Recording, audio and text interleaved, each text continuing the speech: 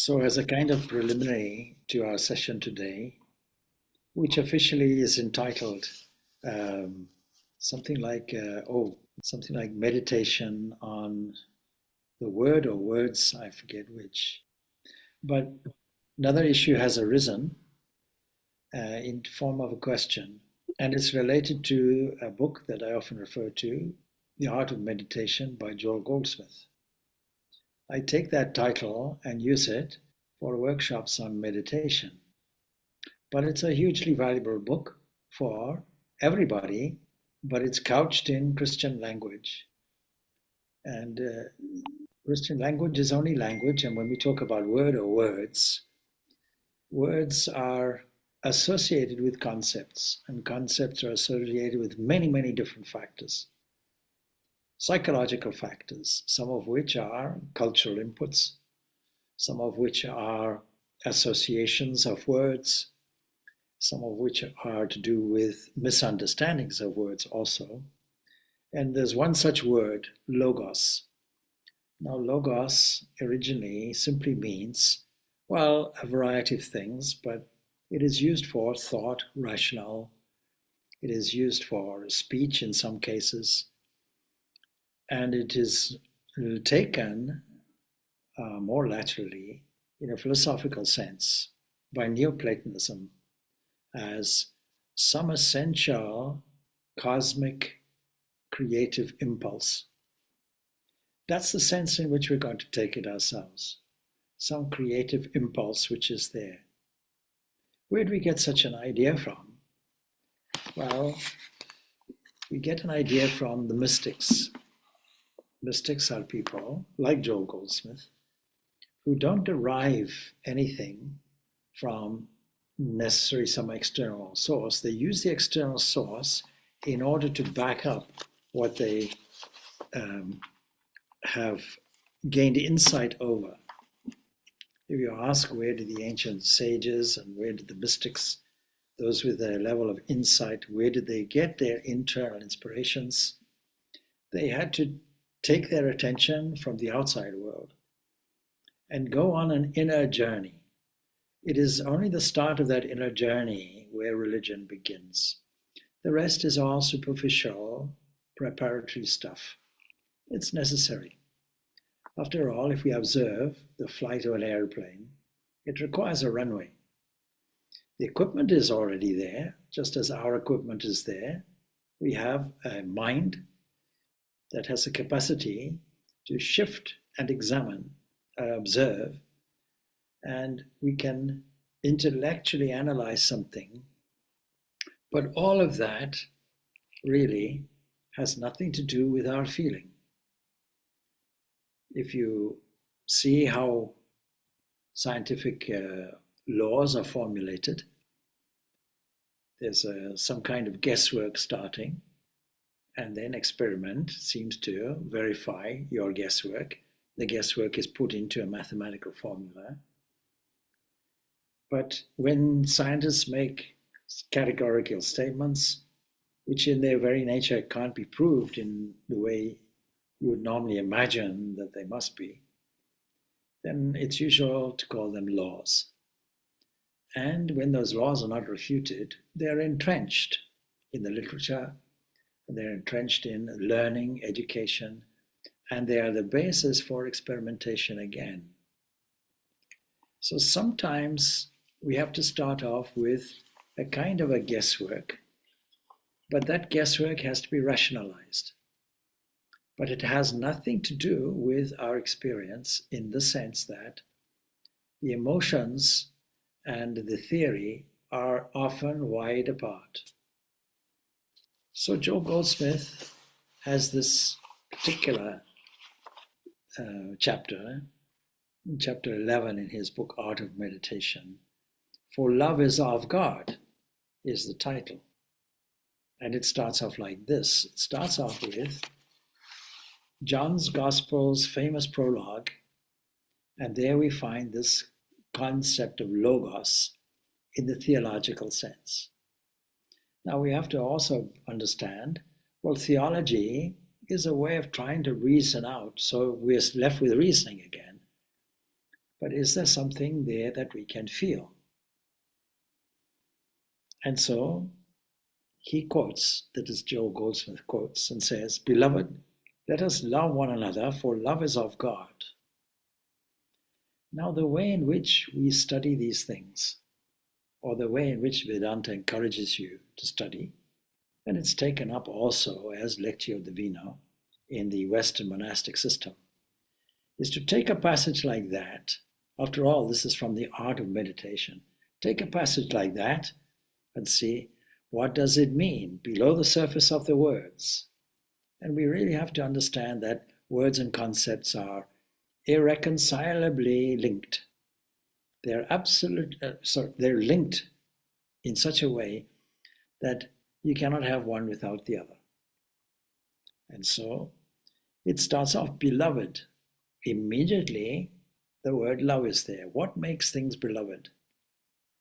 Well, normally, humanly speaking, somebody who is our beloved is somebody who loves us.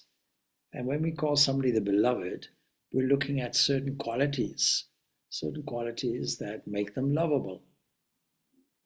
And also, what makes people lovable is if they love you. If they don't love you, then you cut them off, you block them off from Facebook or whatever it is, whatever social media you're using. You determine, I'll never speak to them again, or if I come across them, then I'll just put my head like this and they ignore them. So this is a kind of irregular kind of love. There's no constancy about human love, normally speaking. Now you see it's become fashionable for there to be something called humanism. Humanism is essentially an atheistic philosophy, even though humanists will say, no, we didn't mention anything about atheism. But it really comes to the same thing, because humanism says within us we have some higher values. We have some good things, we have some bad things. Better to promote the good things. Naturally, that is a good thing. But does it go deep enough? What is the basis? Because if I want to love you, or if I want to love things in the world, or if I want to love society as a whole, or the world as a whole, or the environment as a whole, there must be some motive for it. And anything that has a motive is generally self-centered. This kind of morality we call consequentialism. In other words, I do something which I think is ethical, but behind it, at the back of my mind, I'm doing it to get something. It might be something noble, of course. It might be a better world. It might be solving environmental issues and problems. But nevertheless, it's very limited, because it means that I want to solve them really, and I'm part of the beneficiary. There are beneficiaries, and I'm part of it. I want a better world for my children, say, or for my grandchildren or great-grandchildren, or for those who are my neighbors. But within it is a limitation of understanding, because when I cover things in a general way, then it means I leave out many important details. The important details will be in the realm of the heart, compassion, empathy,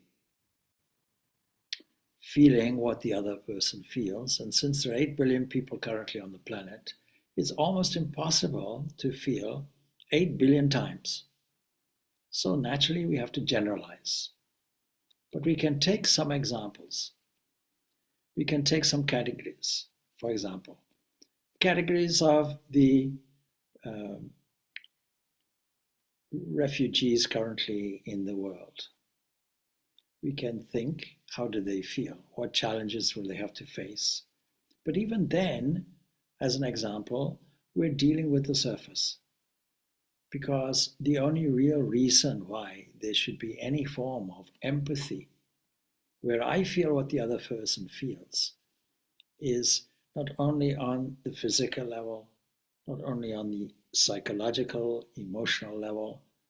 But going deeper down, there has to be a unity, a recognition of a unity. When I do this to my neighbor, I'm doing it to myself. And so let us love one another. This is what the text continues, St. John, we have to say. Let us love one another. Why should we, is the next question, if you're talking about the rational thing. For love is of God. That's the reason. We don't come across love just because some biological factor is there. No, it goes back to an origin, a causal factor for the whole thing, for the whole world, for the whole universe, that culminates in human compassion. So we fall short if we don't trace it back to the origin. Love is of God. And many theological positions will say, love, God is love, that God is love. Well, what do we mean by that? Because love is, after all, a very intangible thing, but all of us feel it. And so, therefore, it's subjectively tangible to us. Now we understand, or we can understand, just by a little analysis, what is the object of our love invariably? And invariably, love of that kind ends in tears, tears of disappointment, tears of grief, because whatever the object of our love goes away very quickly. Supposing I have a love of an animal, let's say my pet dog, and I brought that dog up, let's say from a puppy, looked after it, nurtured it. Of course, it can be any animal you like. I got attached to it. There's a story like that of Bharat, a great king who retires to the forest in his last years and living the life of a hermit with this idea, let me finalize my last days in getting the goal of life, which is freedom, complete freedom. Now, freedom is a very broad term, but you see, all of us are looking for it. We're surely looking for freedom. It begins with maybe an ideal of social freedom. And freedom and justice can be linked.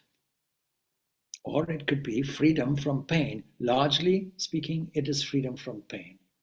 What kind of pain? Physical pain? Absolutely. Mental pain and difficulties? Absolutely. That's where most of our pain is. Emotional suffering.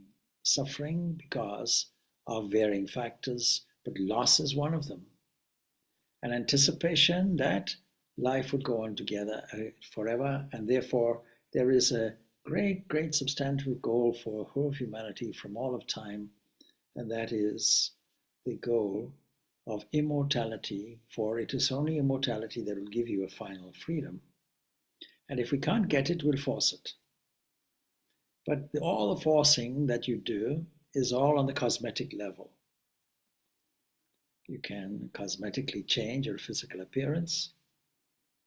It can be quite costly, and your vanity will expand, but really it won't extend another inch of your life. That surely we should understand. How do we catch up the emotions to the rationale? And our normal position about love is irrational. Then the second statement goes on like this, that they all may be one, as thou, Father, art in me, and I in thee, that they also may be one in us. How many times does he mention oneness? Now, long, long back, way before John, way before Heraclitus, who was influenced by Persian philosophy, Indo-Persian philosophy, way before that, in the continent of India, we'll find these ancient sages coming across these expressions of truth. Upanishad, the literature of the essence of truth, Vedanta. And Upani means sitting near. We assume sitting near a teacher. And what is the motive of the teacher? Pure love, no other thing. not for status, not for anything else that is egocentrically orientated, because that would make that person no better or worse than you or I. Such great, great teachers as incarnations are there. These are the ideal teachers. So if you can trace a teaching of philosophy way back to its origin, then you may come across a Christ, you may come across a Buddha, you may come across in our time maybe a Ramakrishna or something like that. Some incarnation will be there, or some 5,000 years ago Krishna, or 7,000 years, let's say Rama, or something like that. Some being that represents, as near as we possibly humanly can, set as an ideal, and their disciples will be set as ideals too, because they have been taught well, not just theoretically, but they have been taught also the practice of it. So this is where we get our teaching from and our learning from, and we have to trace everything back, and when we trace it back, where we find is unity. That's all we find. Unity is the highest possible truthful position, the highest possible generalization we can think of. And if we are all united, let us say, like a body, supposing your left hand were a talkative hand, it wouldn't be jealous of your right hand. It wouldn't wish to attack your right hand. It wouldn't wish to cut it off. It wouldn't wish to isolate it to a foreign country and make it a refugee. None of these would be possible. And so if we view things, everything, the whole universe, as parts of a whole, it's a great advantage, not just theoretically to think of it, but to feel it.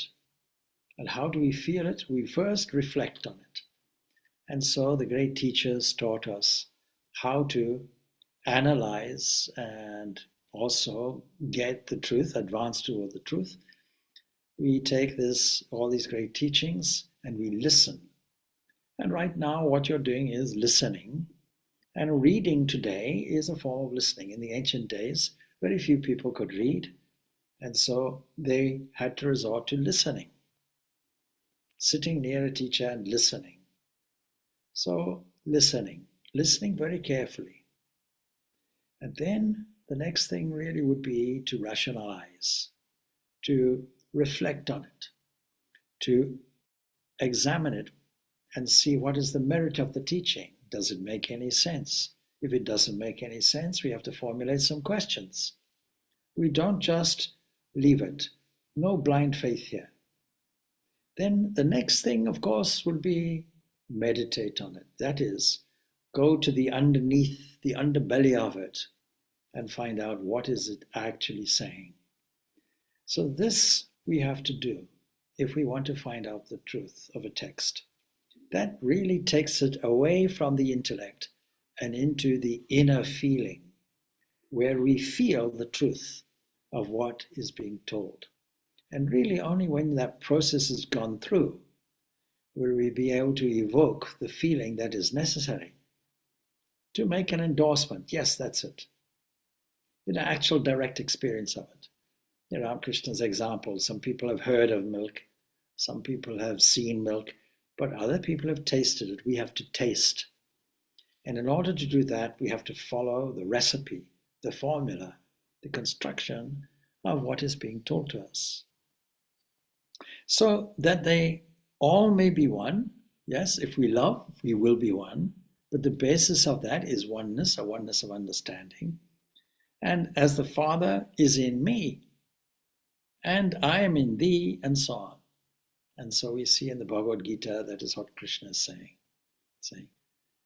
I am in everything, but then I'm not in everything. He takes two seemingly contradictory positions. Everything is within me, but I'm not in everything. And then everything is in me. These two positions have to be carefully understood. This is beyond words and concepts, says the Upanishads. It is beyond words and concepts, where this understanding come back together with the mind.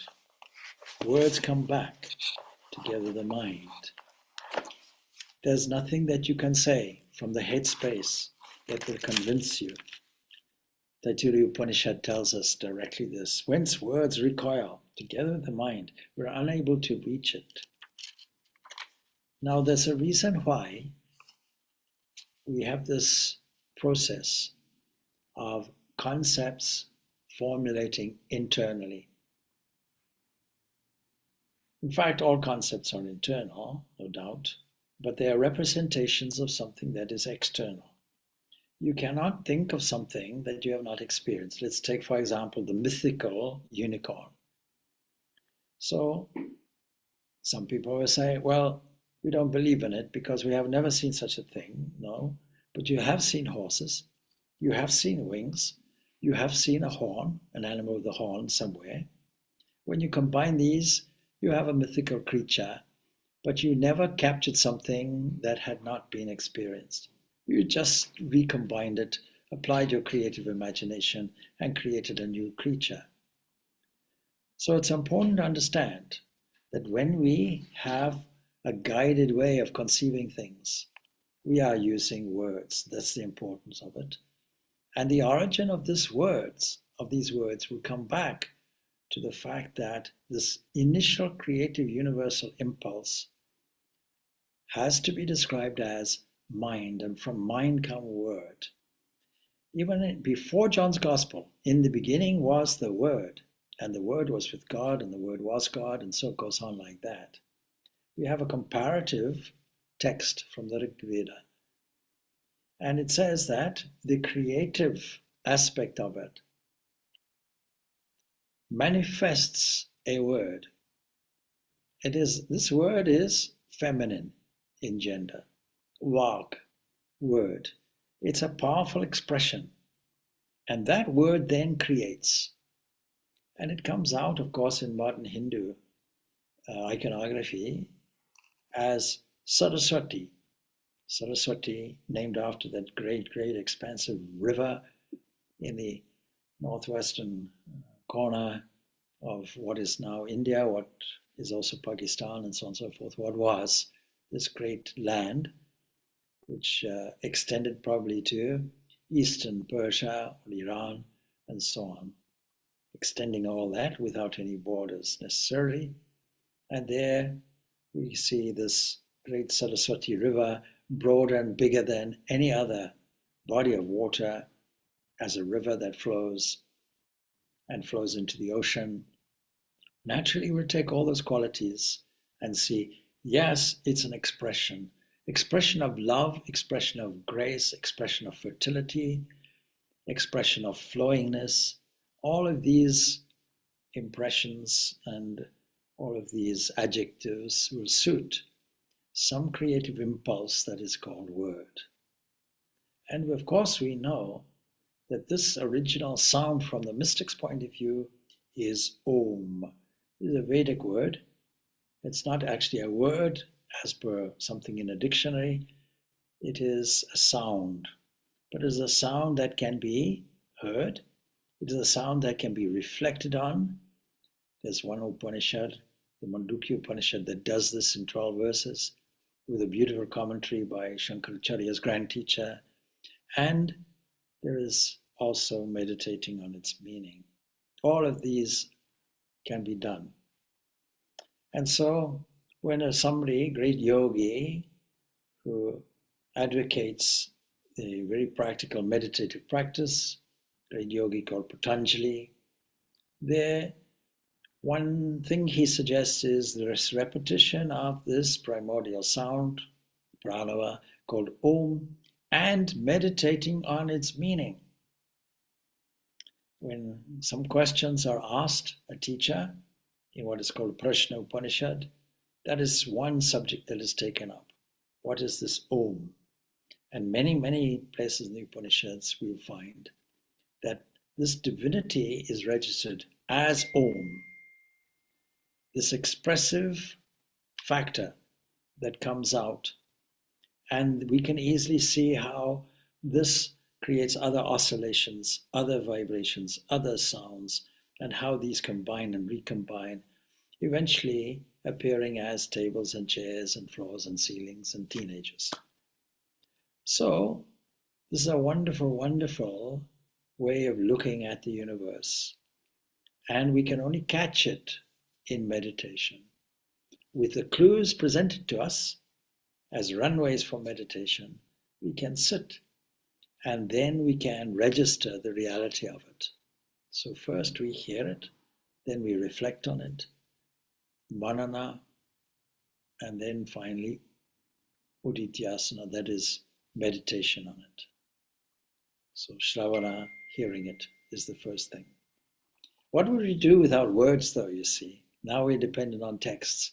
We go around doing these thumb exercises and it's become a part of our life. So we become so attached to the instruments of our communication. There was a visiting Swami, many of you will know, many of you will meet him tomorrow. He's our guest here. He's at the moment going on a trip to Cork, as I understand it, with Swami Purnananda. And he was saying, you see how attached we are to these instruments.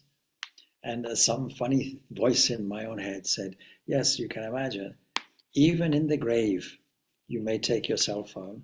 So people will put you in the coffin and bury you. And all of a sudden, you get a bell saying a text arrived, or a voicemail, or a phone call, something like that.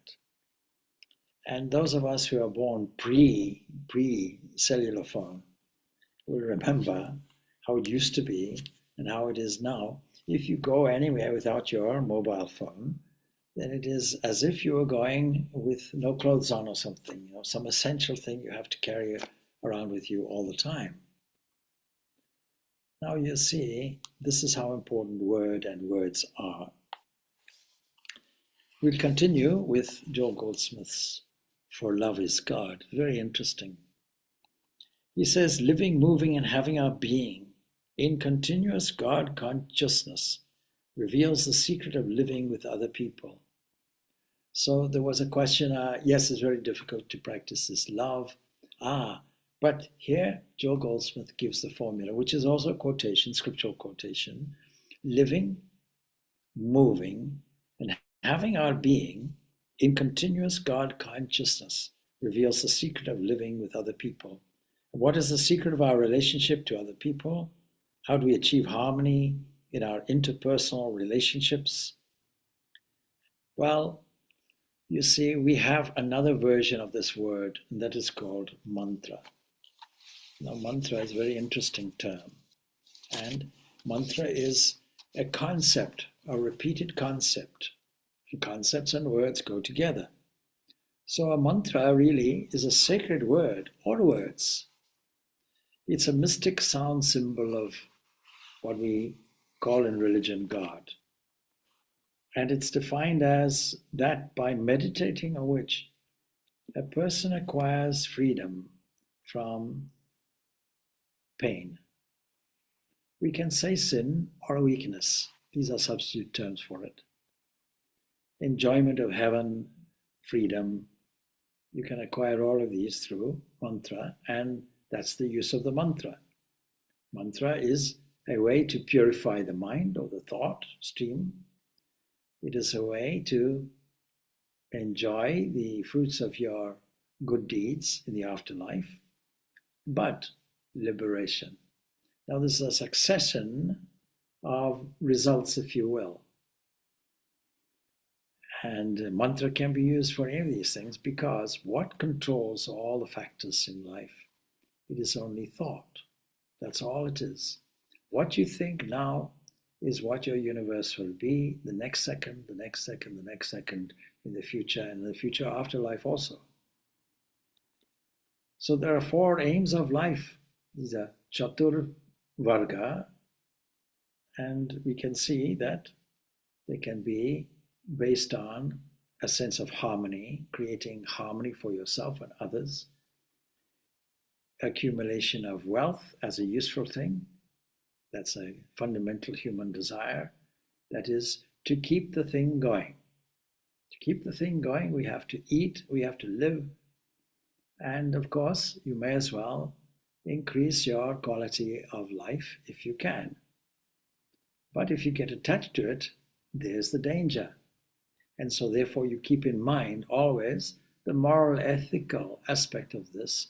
that binds everything together or ties everything together in harmony.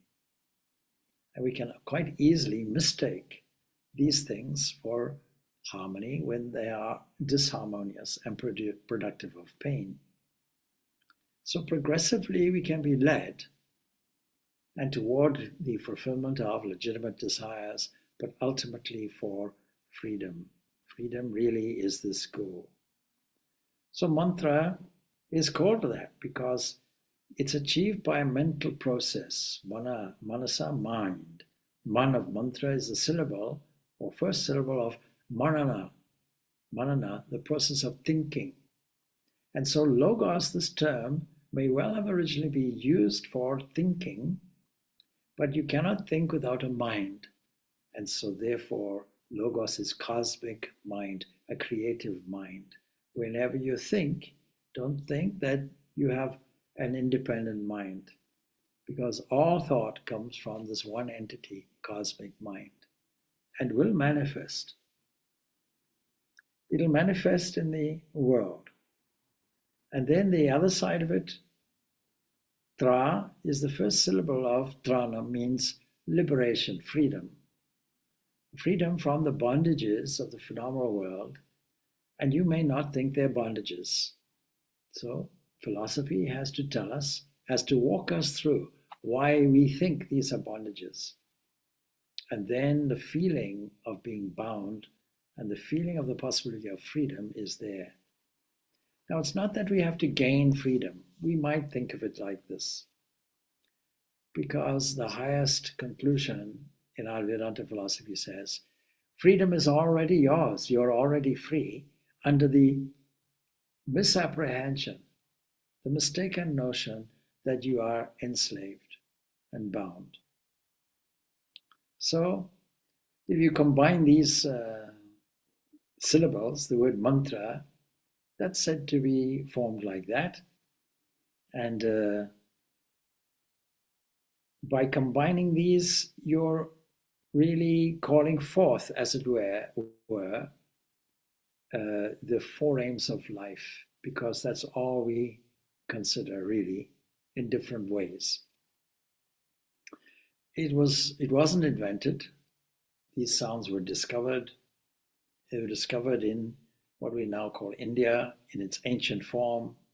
These were by seers of mantras called rishis, people who had the highest realization but weren't always realized. They started off like you and I, inquiring, searching, researching, discovering. And what did they find? In the state of superconsciousness, they found these particular sounds. And so it wasn't coined as any part of language or anything like that.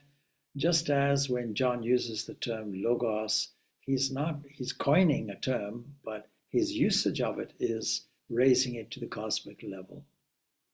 And that means, therefore, that and identifying it with Christ. Now there was and still is, a great Christian,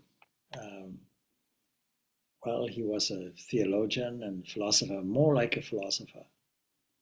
And a man called Keith Ward, and he was a lecturer at Oxford College, and I think he was a contemporary, and is a contemporary of Richard Dawkins.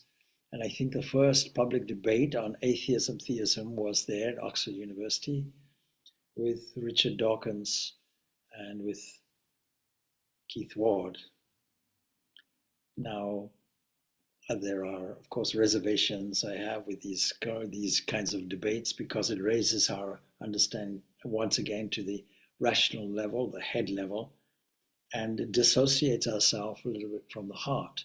If we can combine the two, that's ideal. And actually in a contest, the heart will always win.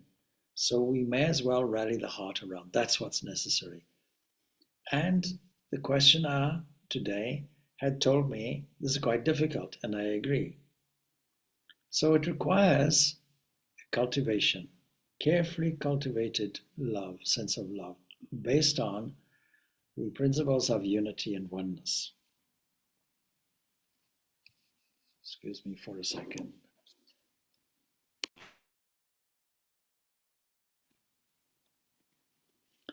So we have to feel that we are living and moving and having our being in a continuous environment that we might call God.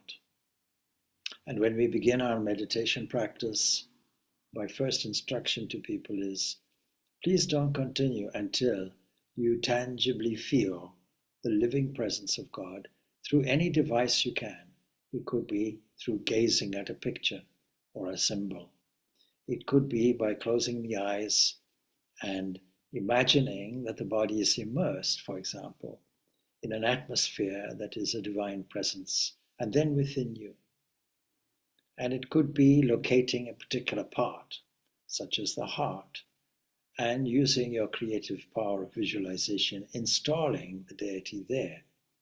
And it could be the repetition of a mantra, and it could be prayer, and it could be all of these, and probably should be. So that when you sit down to make your runway, what you'll do is you might read an inspiring passage somewhere.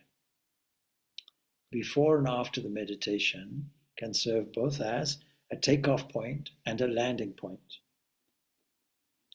So, what is the secret of our relationship to other people? It is in this discovery of this divinity within, which is a oneness, not a separateness. We have to get out of our dualistic understanding that God is in an isolated place somewhere, and we'll contact him when we need it.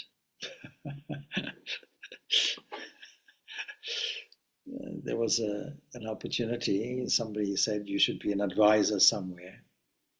And I said, okay, you can pass a resolution like that. And then the new people said, oh, I see. Yes, we'll call you when we need you. And if you don't understand that you have a need, well, you'll never call that person, of course. So keeping God in a cupboard somewhere, saying we'll access him or her whenever we feel like it. Well, this is to keep this at a distance. And St. Augustine was one who did it. Yes. His prayer went something like this, Lord, give me love for you and devotion and so on and so forth, change about it. But not just now, I'm enjoying myself. So we have to have a level of commitment, and nature has a way of prodding us toward us with a painful situation, but we have to learn the lesson from it. Don't forget the Bhagavad Gita begins with such a lesson. It gives a person who is noble, ethical, moral, an upstanding person, skilled, devout, love of God is there on a certain level, and yet suffering from fear, suffering from guilt, premature guilt, suffering from neurological disorders, because every thought you put in along those lines will manifest in the physical world, starting off with your body and all the cells of your body.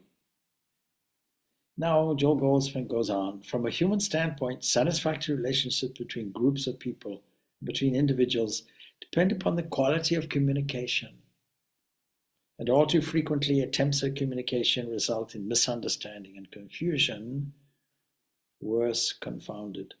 Often these unhappy effects, he says, are due to the prevalent belief that there are many minds with diverse interests, that we can get something from somebody, or that somebody may take something from us. Now, Joel Goldsmith, his practical method, he coins this term, the infinite way. We're shortly going to have a retreat next weekend, and the theme will be exactly that, the infinite way. So the infinite way approaches this problem from an entirely different point of view. Our secret lies in a new concept of human relations. Now we know what he's going to say. Instead of seeing the individualities everywhere, we can start off by seeing that they are parts of a whole. We can see that underneath all the layers of what we generally call humanity sits the life-energizing principle, and that we call the Word. Now, we can also call that God. And John, in his prologue, has used this in this sense. So our secret lies in a new concept. It's a relationship based on oneness, springing from a conviction. And therein lies the rub. We have to convince ourselves that we are not beings separate and apart from one another. There's not a God in heaven sitting there, with an administrative office, a cosmic administrative office, correcting things from time to time. Well, of course, the central problem would be we are suffering from so much pain. Why does God allow this? It's a standard argument, thinking that God is in an administrative post governing the whole thing and has access to every kind of difficulty and complaint and can correct it in a split second. In fact, a thinking person would say, why did he create such an awkward world in the first place? Not understanding that what we call God is not only in the world, but working through the world and as what we call the world and beyond it. And the beyond is the absolute. And in the absolute, there is no relative. The relative world disappears totally and completely, and you'll feel this in the heights of meditation. So to make that meditation a constant awareness, this is the technique. It's not that you should be sitting all the time in a cave meditating, but your normal working, waking life, as I normally put it, will have to be saturated with the understanding you are there, you're in everything, you are behind everything, you're flowing through everything as divine grace, what we call energy. And not only that, but you are as everything, because the everything is simply oscillations of the word, continued vibrations, the word continuing. So he puts it like this. God is individual mind. The mind of God in me addresses the mind of God in you. Beautiful statement. And if you look at the Gita, chapter 10, the 15th stanza, it says, you know yourself through yourself, by yourself. You alone know yourself. So the one infinite intelligence acting through me communicates with the one infinite intelligence acting through you. What a wonderful statement. One intelligence speaks. One intelligence hears. We are one. We are in agreement, not because we agree with each other, but because God agrees with itself. In the Bhagavatam, Krishna says, this Leela, this play I'm playing on myself is not a cruel joke on you. God is the only mind, I repeat. God is the only mind. So in this one mind, there can be no misunderstandings. God speaks unto God. Life itself reveals unto life. Soul speaks unto soul. I am but an instrument through which infinite intelligence and divine love are being revealed. To the infinite intelligence and divine love of those who come within range of my consciousness, and in that flow of love from you to me and from me to you, there's no separation. So how is it that we find some difficulty? We find some difficulty only because all the pressures, as he puts it, and difficulties and fractionalization of the world only would separate us from God. But are they real? Can they be handled? But he says they would separate man from man, man from wife, parent from child, friend from friend, employer from employee. The world has made us natural enemies of one another. One animal preys upon another. We may say or ask, are we better than that? The way of the world is separation. But the way, and he puts it like this, the way of the Christ, that is the way of the cosmic mind, cosmic Christ, cosmic consciousness. We can also say Buddha consciousness or Krishna consciousness. We can also say Ram Krishna consciousness is oneness. Then he mentions the prophet Isaiah, caught this vision of oneness when he said, The wolf also shall dwell with the lamb, and the leopard shall lie down with the kid, and the calf and the young lion and the fatling together. They shall not hurt nor destroy in all my holy mountain. So love is the essential ingredient. Our love for God is made manifest. That is why when asked what is the greatest commandment, Jesus says, well, and he's only quoting Deuteronomy, love the Lord your God with all your heart, soul, mind, and strength. But if that God is an estranged concept from us, then what to do? We have to bring that closer, progressively, bit by bit. Invite this being that we call a supernatural, extra-cosmic thing into the cosmos, where he already is, standing there, one without a second. Just you didn't notice it. Now we need to notice it. When we look into someone's eyes, we'll notice it. When we hear somebody breathing, we'll notice it. When we see a person walking, we'll notice it. When we observe ourselves walking, we'll notice it. When we feel our limbs moving, we'll notice it. When we feel our feet walking on the ground, we'll notice it. When we see and take stock of all the blessings around us, we will notice it. When we see that we are blessed fully, we will notice it. When we highlight the positives, we will notice it. When we promote the positives, we will notice it. All the negatives will walk away by themselves. So when we view a person, we should understand this person is superficially, on the human level, on the manifested level, imperfect. The world is imperfect.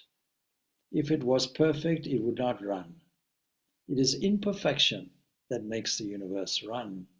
It is imbalance that makes the universe strive toward harmony and balance. It is pairs of opposites that make things move along. A push-pull scenario that gives us life. So we have to look beyond that, inwardly. Where we look inwardly, we see this one without a second, sitting there, smiling at us, blessing us. And there we see, Lord, you're there. It's a question of recognizing something behind what we observe and how we react to that observation. And then, of course, we have word in a different sense. Not only the word coming out as mantras, but also coming out as texts, as scriptures.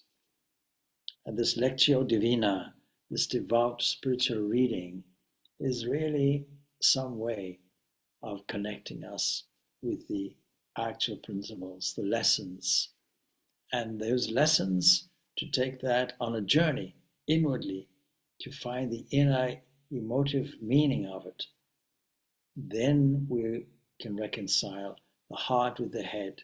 We can rally around the emotions and feelings. Now, this is only really done through love.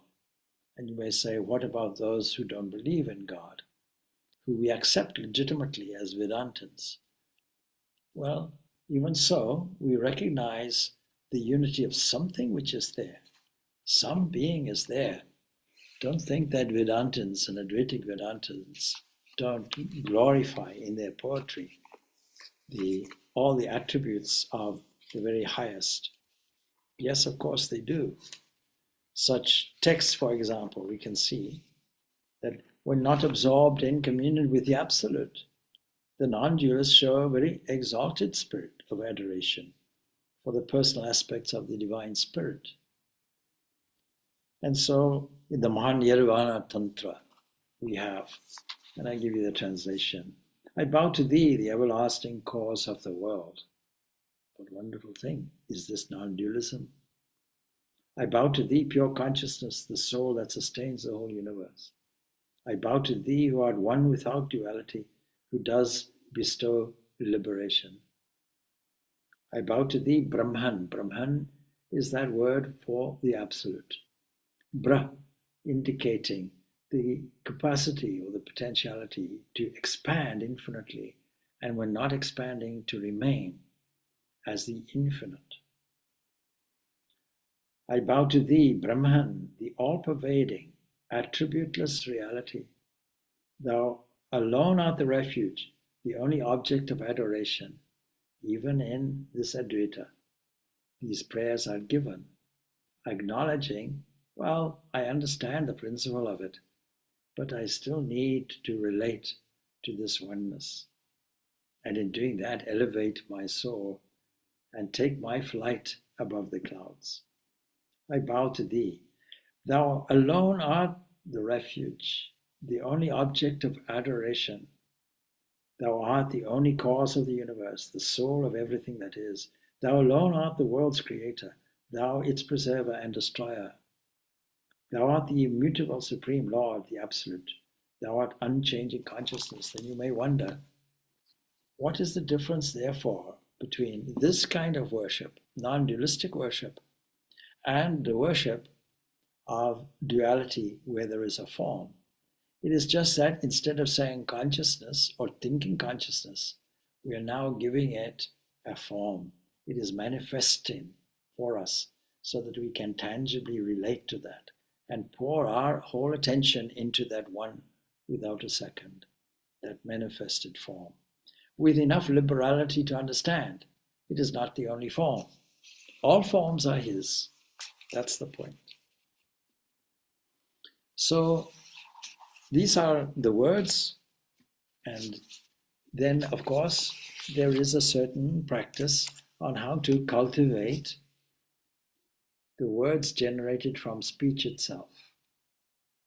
Here we have to go to the Srimad Bhagavad Gita, chapter 17, and there we'll see some kind of cultivation that is required for words. Again, we'll find this word vakya, vak, coming up, word.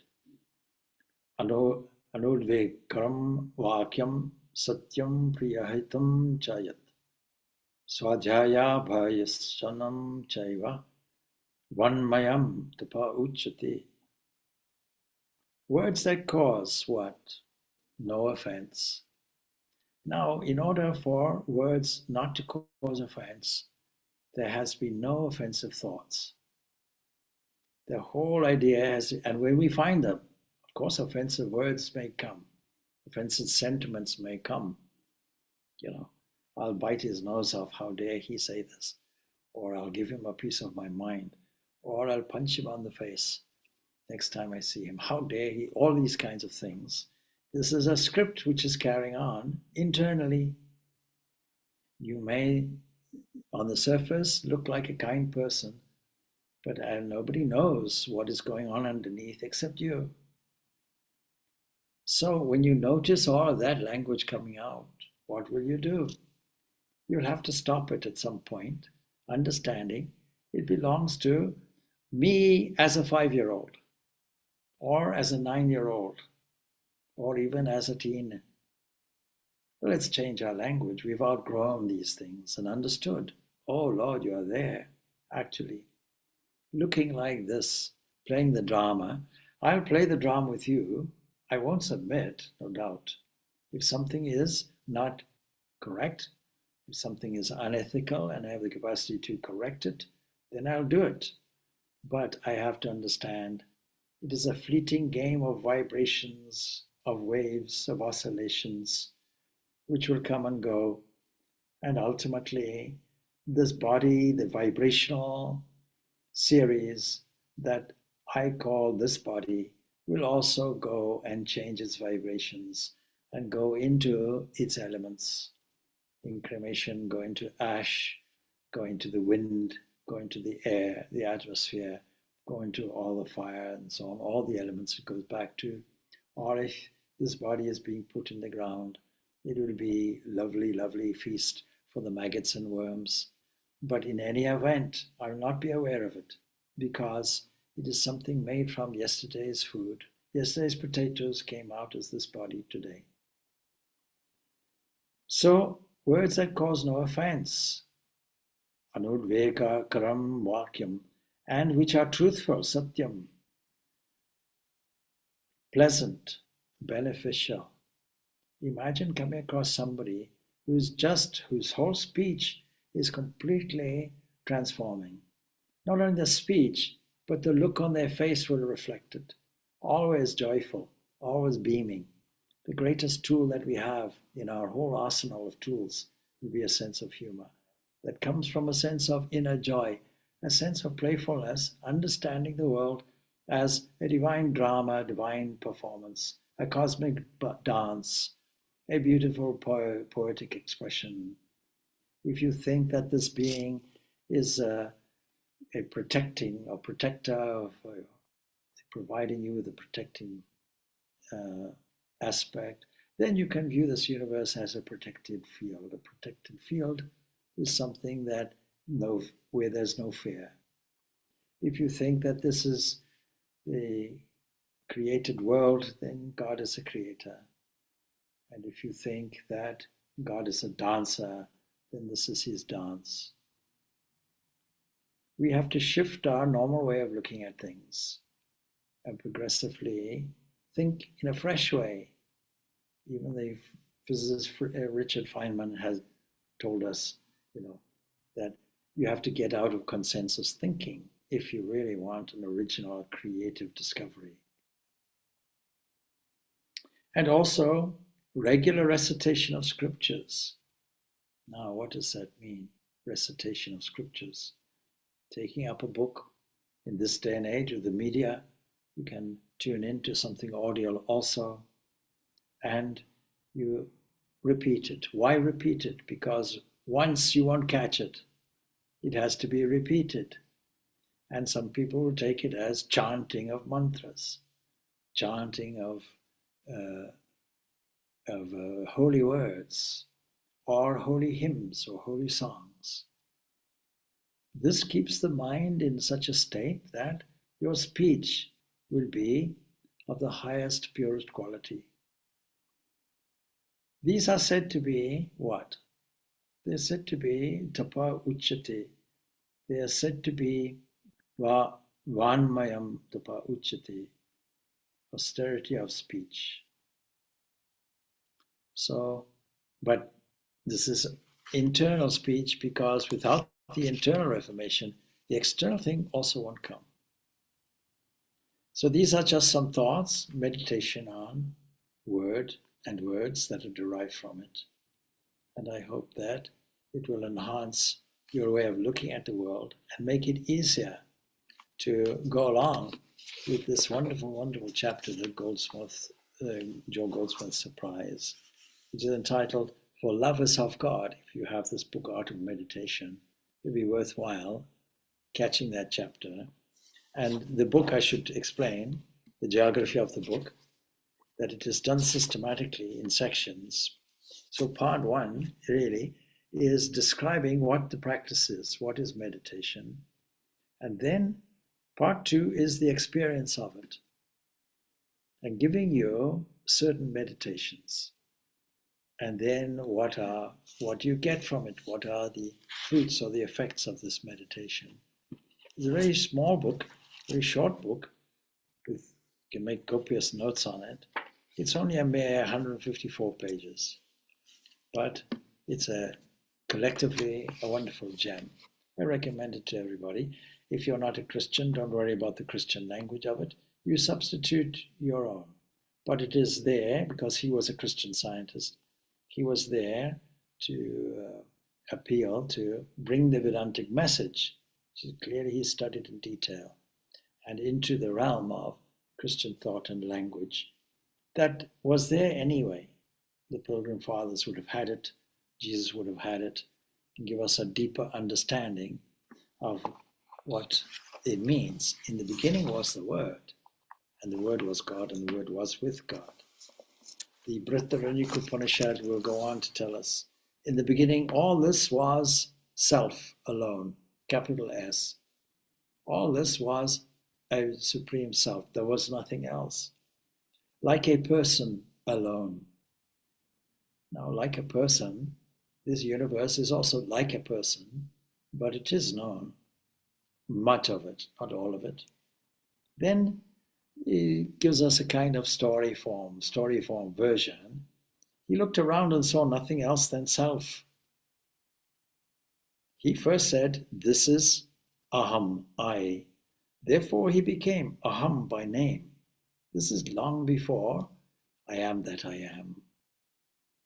You can see the synergistic aspect of truth coming out in various countries, in various domains. So this is aham. Therefore, even now, if a person is asked, he first says, this is I. Who are you? It is I. And then pronounces the other name which he may have. So there was a certain humorist who delightfully told something that charmed him. And he said, see, he was in a private room and there was a knock on the door. And he said, who is it? And the answer was, it is me, it is I. You know? And so it goes on. We have to have that kind of mind stuff, simple mindset that brings us away from the complexities that tend to split our attention in 100 different places and come to one sense of unity. There is only one cosmic mind. There's only one thinker. This is called the one God. There is only one universe, and there is only one entity or substance that sits behind it. There is only one absolute, and there is only one relative, and they are the same. Two sides, as it were, of the same coin. One will disappear, and the other will always remain. Om Shanti Shanti Shanti. Peace, peace, peace be unto all. Thanks. Thank you, Swamiji. Thank you, Swamiji.